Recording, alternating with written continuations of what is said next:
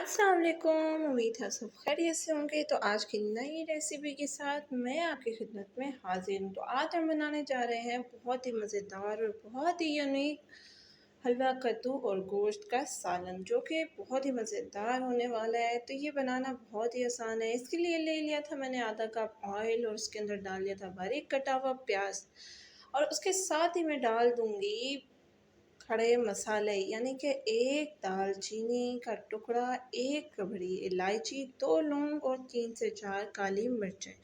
इनको थोड़ी देर भूनने के बाद लाइट गोल्डन ब्राउन करने के बाद इसमें मैं मिला दूँगी 1 चम्मच लहसुन अदरक का पेस्ट।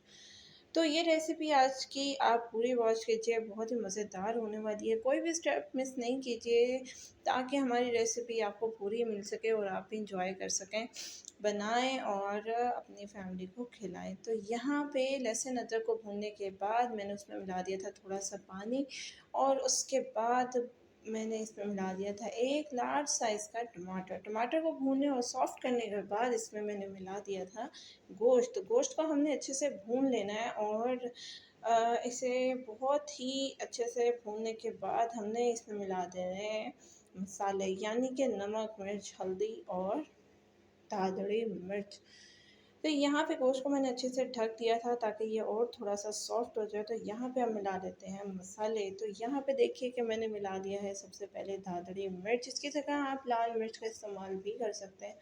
और ये मैंने मिला दिया है 1 चम्मच हल्दी पाउडर, 1 चम्मच सूखा धनिया पाउडर और हस्बे ज़रूरत नमक। जितना आपको नमक की ज़रूरत हो उतना इस्तेमाल कीजिए। तो यहाँ पे मसालों को अच्छे से हम भूनेंगे 1 से 2 मिनट तक, ताकि इनका कच्चापन दूर हो जाए।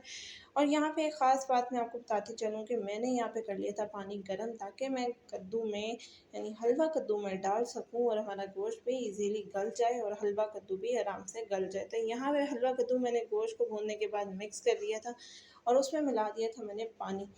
भूनने के बाद, अच्छे से भूनने के बाद आप इसमें मिला दें पानी और अच्छे से इसे पका लें यहाँ तक कि ये गोश्त और हलवा कद्दू नरम हो जाए।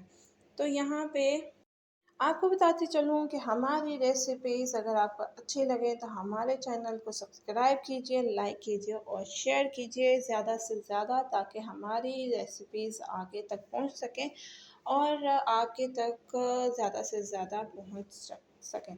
तो यहाँ पे देखिए कि पानी हो चुका था खुश्क, और ये हलवा कद्दू यहाँ पे गल चुका था, लेकिन इसमें पानी बाकी था, और मैंने यहाँ पे फ़ोर्क की मदद से चेक कर लिया था कि हमारा गोश्त अभी तक गला है या नहीं। तो आप भी ज़रूर चेक कर लीजिए, वरना तो हलवा कद्दू जल्दी गल जाता है। ये ना हो कि हमारा गोश्त कच्चा रह जाए और हलवा कद्दू जल्दी गल जाए। तो ख़ैर हमने इसे अच्छे से पका लेना है, और ये है हमारा मैश करने का तरीका। ये ज़रूरी नहीं है कि आप ब्लेंडर से इसे मैश करें, ऐसे हलवा कद्दू का जायका और शक्ल सूरत बिल्कुल ख़त्म हो जाती है। तो आपने क्या करना है कि जब ये गल जाए तो इसे चम्मच की मदद से अच्छे से दबा लें, इसमें कोई इशू नहीं है। और ये है जनाब हमारा फ़ाइनल लुक।